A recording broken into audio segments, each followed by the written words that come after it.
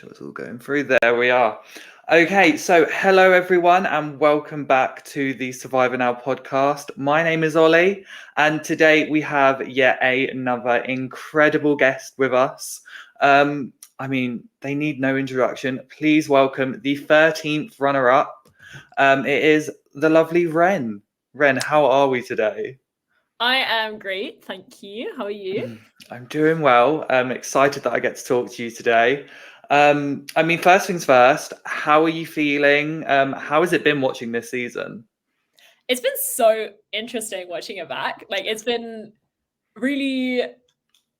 really cool to see also the conversations over at Calaton that you sort of didn't know were going on, and to see what the dynamics might have been over there as well. I've really enjoyed it. I thought it was great. I think I have been. I feel like it looks like I tried to play a game, which is very nice because that was the goal, right? So it's been great. I've had a great time. Good. Well, before we kind of get on to the game and everything that went down, the first question I want to ask you is, obviously going into Survivor UK, and I think I kind of had an idea, but how much knowledge did you have of Survivor before applying and kind of getting on the show? I had a huge amount of knowledge. I've been religiously watching since I was 14. One of my lockdown projects was I rewatched all of the American seasons and made a bunch of spreadsheets on stats as to things that I thought might be important if I got the opportunity to play. I've watched it all for a long time, so it was I didn't have to even look for auditions. 4 or 5 separate people sent me the application being please, can you go do this? You won't stop talking about it. Please go on the show. They were like, is this the show you want to do? Please go for it. No, that's amazing. I mean, always know a fellow superfan when I see one. But before we get on to kind of the nitty gritty, I want to get your perspective on the kind of first part of the game, because being a super fan, there was the iconic scene that you were on that boat. They were all doing the big shots of seeing you everywhere.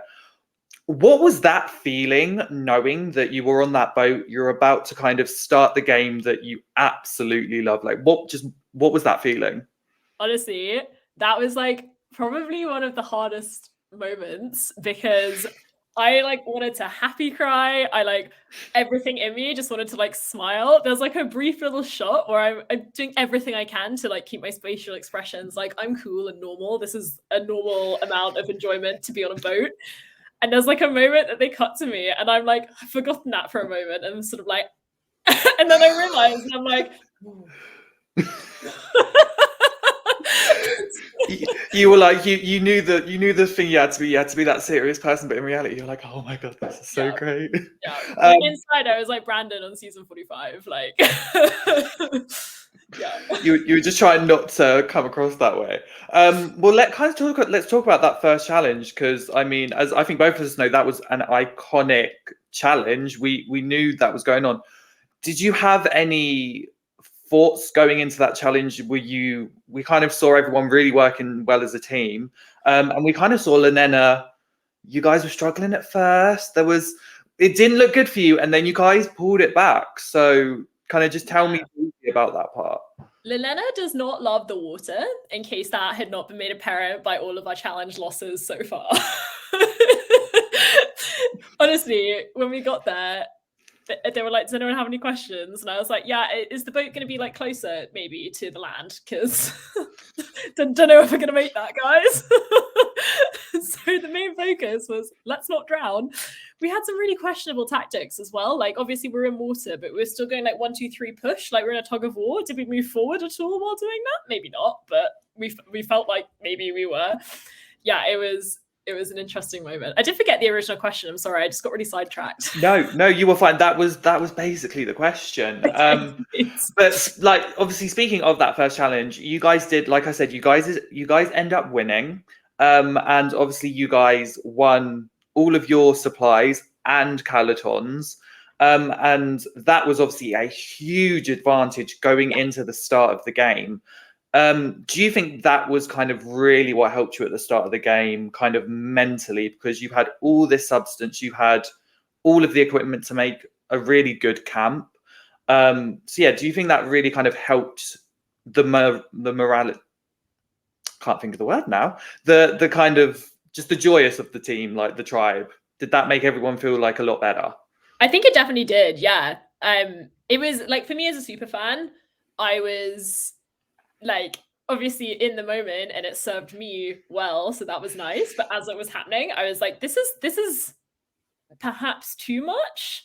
Like, to get fire and a tarp and like whatever else we got and all this extra food was a huge advantage. Like, I would have been happy with just fire, you know what I mean? Yeah. So it was, as a super fan, I sort of questioned if that might be too much and make the first like couple of challenges sway one team's way, which obviously did actually happen. So, but it played in my favor. So yeah, no issues for me. exactly. Well, speaking of that, you being a super fan, obviously you went in there kind of knowing what you needed to do kind of socially and strategically. And do you think winning those first few challenges, do you think that kind of you were able to kind of build the game relationships you needed at the very start? I think it played a big part. I think there's a bit that was in one of the first episodes where I was like, I don't want to go to tribal this early because I don't know who I trust and who I don't yet. And you can't really make those decisions about people within 1 or 2 days. Like sending like Richard home, like that was based off nothing, you know what I mean? Like, like, and that was my biggest fear, was that we would go to that first tribal and like I'm incredibly awkward and like not very socially graceful, and so the risk of that being me is reasonable, let's be honest. So you did wonderful. Well, before we kind of get onto the strategy and the social aspect, I just want to quickly talk about the challenges, because again, you have a lot of knowledge on kind of challenges and you've seen a lot. Were you excited for them? Was there any that you were kind of looking forward to potentially being on the season, or the ones that you did do? Was there a particular one that you really enjoyed? Yeah, so I obviously I had a lot of thoughts about the challenges. From my perspective, I think that there were too many physical ones early on. Like, I think I've said this quite a few times, because there's like a lot of people who don't know the show, right? And so for me, I was like constantly holding out for a puzzle. Like I like trained puzzles before going on. I was gonna like reluctantly volunteer, and then I'd turn around, and then I would have obviously done super well, because like literally like on my desk right now, I have like one of the ones that I like 3D printed that I practiced. You did a Carson. Yeah, even before he was aired too. But were there any puzzles? No. And so I think obviously I knew that there could be puzzles, but people who hadn't seen the show before didn't necessarily know that. And so I think it set the tone that to succeed as a tribe, you needed physical strength, which I obviously did not serve my game great, let's be honest. So that was going to be my like vibe, was the puzzle. So what I was looking forward to may come as a surprise was in fact a puzzle. Sadly, I did not get to do that, but like just the epicness of like going through. My dream was this huge obstacle course. So like that one that we did in episode 5, I think, like, Lee absolutely smashed it with the hammers. Like, it was like watching Thor. It was so cool. Like, I've never seen. You couldn't have edited it better. Like, he literally threw 4 hammers and got 4 tiles. Like, that was it. It was epic on such a scale. But if that had been replaced with like a big puzzle that I got to do, or even if I got to direct other people to do, that would have really been, I think, good for me, because people would have seen me as actually a useful like asset in challenges, right? But also that was just my dream challenge, like a crazy obstacle course and a puzzle. Like, that's a Survivor classic, right? Yeah. Oh yeah. Whenever we see Survivor, we always want to see those big obstacle courses. So being the fact that you got to do one, not jealous at all. But let's move on to kind of the strategy. What you kind of shined in, the strategy and the social. Obviously, we saw you kind of form some really good bonds on Lenena. One particularly was with Doug. We kind of saw you guys in the first couple of tribals when Lenena did have to go to tribal. You were very much in the middle, and it was kind of you and Doug making those decisions. Especially with the ever-changing dynamics that we've seen on Lenena. How did that bond kind of start? What kind of brought you guys together? Honestly, it was just like initially we got on really well. We had a lot of similar interests. So like he's renovating his house and like I'm really interested in stuff like that. So we chatted about it a lot. He does a lot of fishing. My dad's really into fishing. And like we specifically fish in Scotland. Like we're up there 3 weeks a year. And so like we had a lot of similarities to sort of talk about and discuss. And it literally just stemmed from that. We just got on really well. We just vibed and came from there. Well, the vibes clearly helped you because you managed to get in the middle. And then that kind of helped you get into a very nice position when it came to the outpost. That I feel like that was a very big part of your kind of survivor story. It was a very pivotal moment for you because you obviously got the chance. You were the Lenena's pick of the quickest thinker, and obviously we saw what happened. You had that choice of 3 different things. So kind of just give us your take on it, because obviously it was only you and Lawrence. You went, but you were the only one there from Lenena and got to make that decision. So kind of walk us through that. Yeah. So, I mean, for me, it was a bit of a no-brainer. Obviously, going in, like, I'm not stupid. I know there's going to be a clue to an idol. Like, I will say, when I saw the potato, I was like, well, I guess I'm not taking the clue for the idol then, because 3 guesses what it's attached to. And just that was outrageous. Like, what was that even doing there? And then obviously you got the big fish or the small fish. And I will die on this hill. If you take the big fish, you are not playing Survivor. This is the way that it goes. I think it's a real shame Lawrence didn't get that memo before. But for me, it was a no-brainer, especially because I knew that my name had been out there because of my knowledge of the game, which like that was the biggest thing that I underestimated. Was I didn't think that like knowing the rules and knowing the game would be considered anywhere near as threatening as it was. Like I was a very early discussion of who to go for, just because people didn't want to play with someone who knew the game like I did. And I even like hid how much I knew about the game, like barely even scratched the surface, but still that was like too much. So I knew like if I were to go to the next tribal and to not have taken an idol clue, that would just be so stupid. So like, obviously going to the middle fish. As well as that, this person cannot find things at all. Like literally the phrase that was used was, the only way I'm going to find an idol is if it falls out of a tree and hits me in the face. And even then still might miss it. Like, let's be honest, I knew I was going to have to share this clue with someone. And so in picking someone, it was a really big toss up between Hannah and Doug. And I ended up going with Doug for a bunch of reasons, but like my main criteria was it was someone who would be able to find the idol, and if they found it before me, which was like pretty much given in my brain, that they would actually share that they'd found it with me and like work to play it with me, which is what happened. Which is like, I mean, I probably shouldn't say this in case I get to play again, but like if I found the idol, I would not tell that other person. So any super fan knows not to tell. Exactly. But the thing is, you did do a really good job of kind of, it did look like, you know, they had convinced. There was obviously some kind of skeptical moments we saw with Lee and then with Christopher. But obviously, well, seeing that things did calm down, but there was one person that really was not letting this fish die, and that was Christopher. He, as soon as kind of Leilani, and then on the same breath, when the tribe swap happened with Tanuka and Matthew, he seemed to keep going on with this fish. Were you aware that that was going on? Oh my God, yeah. So, so Chris was one of the people that started mentioning my name early on, and therefore was someone I didn't want to play with from very early on. But it made it quite difficult because the mindset of everyone was that things are so, like, we need physical strength. Nobody wanted to work with me to get rid of him because he was physically strong. So it put me in quite like a difficult position because I had no way of getting rid of someone who didn't want to work with me, which was like not a position I saw my game being in, because I had the numbers theoretically to get rid of anyone I wanted, provided they weren't a physically strong man, which unfortunately everyone I wanted gone was.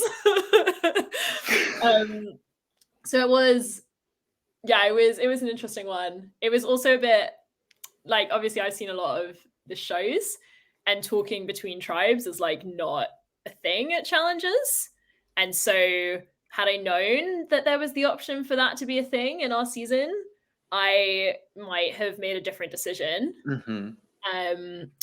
So that was obviously frustrating. And like, but I knew that was happening. Like I went over immediately as soon as like the conversation was literally 5 seconds, because I went straight over. But it was annoying because I was a much easier target than Chris was. So it made it very difficult to play against him, and he wanted me gone from very early on. Oh, okay. So needless to kind of say, what obviously going all the way to kind of episode 6, you guys lost the immunity challenge, poleaxed. I think we both know. I never know what they're called. I'm not a challenge name person. No, it's fine. Got them all down. But obviously that's when we that challenge though. Sorry. No, that's fine. We can discuss that another time. But obviously we saw the scrambling going on, and it was Ashley. Obviously you're speaking about Christopher. It was Ashley that was really gunning for you. And which was a surprise to viewers, because obviously we kind of saw like the girls and you were kind of this group. And then it was again you and Hannah were going for Ashley. So what was kind of going on there? So basically what was going on there was Hannah and I didn't want to work with Chris. We wanted Chris gone. But Ash was fully in his back pocket. And so because it was so physical, no one would vote for Chris. Ash was the next best option for us, because neither of us wanted to work with Chris. And if no one was going to vote for him, we could at least take away his like right-hand woman, as it were. And so that was our plan, especially for like new people who weren't aware of the dynamics. Like Ash was an easier sell because she's not as good in the physical challenges as Chris is. So that was our reasoning there. Yeah. And as for Ash coming to me, like she spent all her time hanging out with Chris, who doesn't want me in because I'm a game player. So okay. So kind of when it got to tribal, did you feel the writing on the wall, or were you kind of unsure of what was going on? I knew before the challenge. It was so annoying because like I knew going into the challenge, like I got wind of conversations in the morning, like that conversation at the well. Like Ash came out, she's the worst liar I've ever seen. It's so funny. She was like, "Oh my god, I had a conversation. Like, don't even worry, everything's fine." But just like I was like, "Yeah, all right, Ash, come on." And then obviously I had like I don't remember who it was, but someone who was at the well told someone who then told me. So I knew that morning. And this is why like Hannah and I are in the background of the challenge looking like two grumpy assholes. And also like it's a challenge that's rubbish for someone who is in trouble, because I couldn't join in with that challenge. Like it was quite difficult for me, like because it was one man, one woman, and another person. But can I put myself up as like when we have Lee, Chris, and Matt? Like, no, I'm not stronger than any of them. So like there wasn't a way for me to join in that challenge, which was just like it just sucked because I knew I was so idle for me to find. I like knew I didn't have the numbers. So it was just a bit of a rubbish last day, I'll be honest. Oh, well, obviously, unfortunately, we saw you go out, and obviously the super fans were sad. But the final kind of 2 questions I have to ask you, what would you take away from this experience? Obviously, you got to play the game you love for 15 days. What's your takeaway? And if asked, would you play again? Oh my god, of course I would play again. Hashtag justice for Ren. I literally, even in my exit interview, I was like, I hope I get to play again. Can I play again? Please have me back now. Could you just like send me over to the other tribe? Is that fine? I would pack my bags tonight if there was the opportunity to go again, especially because like you know that future seasons are gonna have this higher level of gameplay, and like that's what ruined me, right? Was like I knew the game and other people didn't, so they didn't want to work with me, and so I would like the opportunity to play with people who like really know what's going on, or even like with the same group of people again, would be like such a treat. What was the first question? Sorry, I got really distracted. What would you take away? What would you take away from this experience? I think I would take away that, like, so something I didn't mention was like I said I knew I didn't have the votes. And that was because I didn't put in the FaceTime. So like, you know how where all the supports and stuff. So that was I have a like hypermobile syndrome thing where I get like a bit of pain flare-ups every now and then. So I was like having a bit of a pain flare-up. So when the new people came over, I put some FaceTime in, but like not nearly enough. And with hindsight, like at the time, I was like, I'm in pain, I'm grumpy, but like, suck it up. You get to play Survivor for a month. Like, I should have just gone and done the thing, and that is like definitely my biggest regret. So like, you're there once, play as hard as you can all the time. There's no time for breaks on Survivor. Yeah, well, you still got to do the thing and you still played. I would love to meet up one time and nerd out Survivor style with you, but unfortunately we can't. We will make that happen. But thank you so much, Ren. This was an amazing interview, and we will see you soon. Have an amazing rest of your day. Thank you so much. You too.